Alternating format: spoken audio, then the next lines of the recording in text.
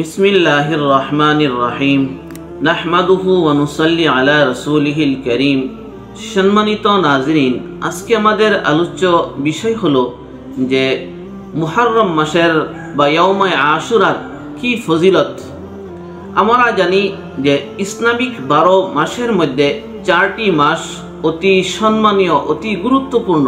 4টি মাসকে শরীয়তের পরিভাষায় আশহুরে হুরুম বলা হয়, অর্থাৎ সম্মানিত মাস।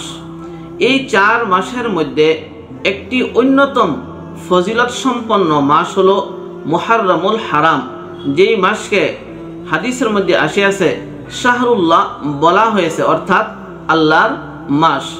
মুহররম শব্দের একটি অর্থ হলো সম্মানীয়, অর্থাৎ যে অতি সম্মানিত মাস। সেই জন্য উলামায়ে কেরাম এবং ফুকাহায়ে কেরাম বলেন যে এই মাসের সম্মানের খাতিরে সমস্ত বা যত ধরনের ভালাই রয়েছে একজন মুমিন বান্দার জন্য সকল ভালাই কাজ করা উচিত। দ্বিতীয় অর্থ হলো মুহররমের নিষেধ। সেই জন্য ফুকাহায়ে কেরাম, উলামায়ে কেরাম বলেন যে এই মাসের খাতিরে যত ধরনের খারাপ বা কুকাজ রহিয়াছে সমস্ত খারাপ এবং কুকাজ থেকে বিরত থাকা একজন মুমিন বান্দার জন্য অতি আবশ্যকীয় এবং উচিত। এই মুহররম মাসের 10 তারিখ, যাকে আমরা ইয়াউমে আশুরা বলি, অত্যন্ত গুরুত্বপূর্ণ ফজিলত সম্পন্ন একটি দিন। এই দিনের সাথে 2টি জিনিস জড়িত রহিয়াছে। প্রথমটি হলো এই দিনের একটি ইতিহাস এবং তারিখ রহিয়াছে। দ্বিতীয়টি হলো এই দিনের মধ্যে আমাদের করণীয় কি, আমাদের কি আমল করতে হয়। প্রথমে আমরা আসি এই দিনের সংক্ষিপ্ত ইতিহাস বা তারিখের দিকে। ইসলামিক লিটারেচার বা কিতাবসমূহ যদি আমরা স্টাডি করি বা মোতালা করি, তাহলে আমরা জানতে পাই যে এই পবিত্র দিনেই হযরতে আদম আলাইহিসসালাতু ওয়াসসালাম জন্মগ্রহণ করেছিলেন। আর এই পবিত্র দিনেই হযরতে নূহ আলাইহিসসালাতু ওয়াসসালামের কাশতি বা নৌকা জুদি পাহাড়ে স্থির গ্রহণ করেছিল। আর এই দিনের মধ্যেই হযরতে ইব্রাহিম আলাইহিসসালাতু ওয়াসসালাম নমরুদের অগ্নিকুণ্ড থেকে মুক্তি লাভ করেছিলেন। ঠিক এমতো হিসাবে এই দিনের মধ্যেই হযরতে ইউনুস আলাইহিসসালাতু ওয়াসসালাম মাছের পেট থেকে মুক্তি লাভ করেছিলেন।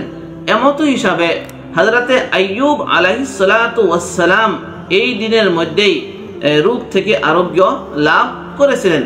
এমতো হিসাবে আমরা জানতে পারি যে হযরতে ইয়াকুব আলাইহিসসালাতু ওয়াসসালাম হযরতে ইউসুফ আলাইহিসসালাতু ওয়াসসালামের সাথে এই দিনের মধ্যেই সাক্ষাৎ হয়েছিল। আর এই দিনের মধ্যেই হযরতে ইউসুফ আলাইহিসসালাতু ওয়াসসালাম মিশরের বাদশাহতের তখ্তের মধ্যে অধিষ্ঠিত হয়েছিল। ঠিক এমতো হিসাবে আমরা জানতে পাই যে হযরতে মূসা আলাইহিসসালাতু ওয়াসসালাম এই দিনের মধ্যেই ফিরাউনের জুলুম, অত্যাচার এবং বর্বরতা থেকে উনি মুক্তি লাভ করেছিলেন। আর এই দিনের মধ্যেই আল্লাহ রাব্বুল আলামিন ফিরাউনকে গরকাব এবং ধ্বংস করে। ঠিক এমতো হিসাবে আমরা জানতে পাই যে এই দিনের মধ্যেই আল্লাহ রাব্বুল আলামিন হযরতে ঈসা এবং হযরতে ইদ্রিস আলাইহিসসালাতু ওয়াসসালামকে আসমানে নিয়ে যান।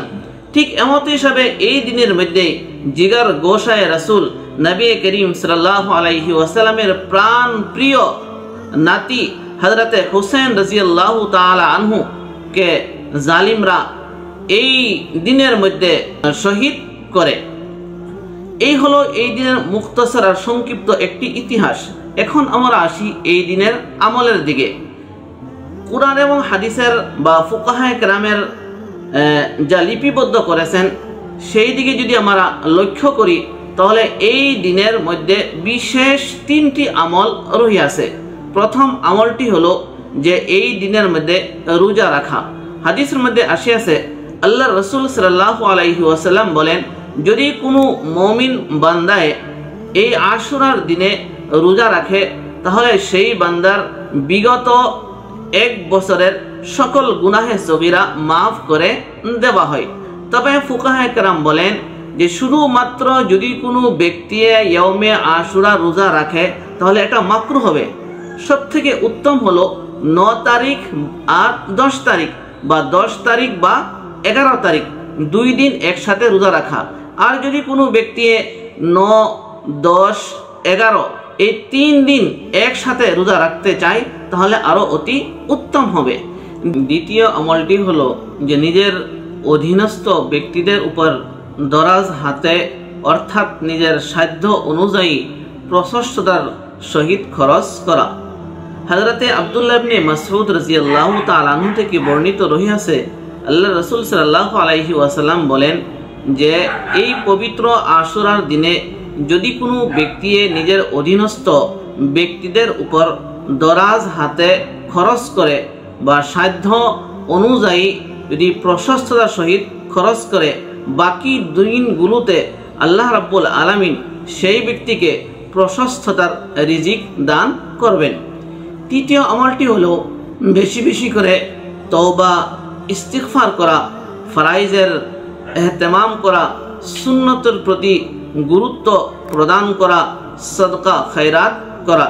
যেহেতু এই দিনের মধ্যে নবী করিম সাল্লাল্লাহু আলাইহি ওয়াসাল্লামের প্রাণ প্রিয় জিগার গোশায়ে রসুল হযরতে হোসেন রাদিয়াল্লাহু তাআলা আনহু শাহাদাত বরণ করেন, এই শাহাদাতের কারণে অবশ্যই নবী পাক সাল্লাল্লাহু আলাইহি ওয়াসাল্লাম নিজের দিলের মধ্যে কষ্ট পেয়েছেন। এই কষ্ট এবং অসন্তুষ্টির আযাব থেকে রক্ষা পাওয়ার জন্য ফুকাহায়ে কেরাম বলেন যাতে প্রত্যেক মুমিন মুসলমানে এই দিনের মধ্যে বেশি বেশি করে তওবা ইস্তিগফার করে আর সাদকা খয়রাত করে। এই 3টি আমল বাদে অন্য যে কোনো ধরনের আমল কুরআন হাদিস এবং শরীয়তের দৃষ্টিতে সম্পূর্ণ হিসাবে ভিত্তিহীন, বিদাত এবং নাজাইজ রসম রওয়াজ, দেশ প্রথা তথা শরীয়তের দৃষ্টিতে আপত্তিকর বিষয়। আল্লাহ রাব্বুল আলামিন আমাদের সবাইকে কুরআন এবং হাদিস মতে এই পবিত্র দিন পালন করার তৌফিক দান করুন, আমিন।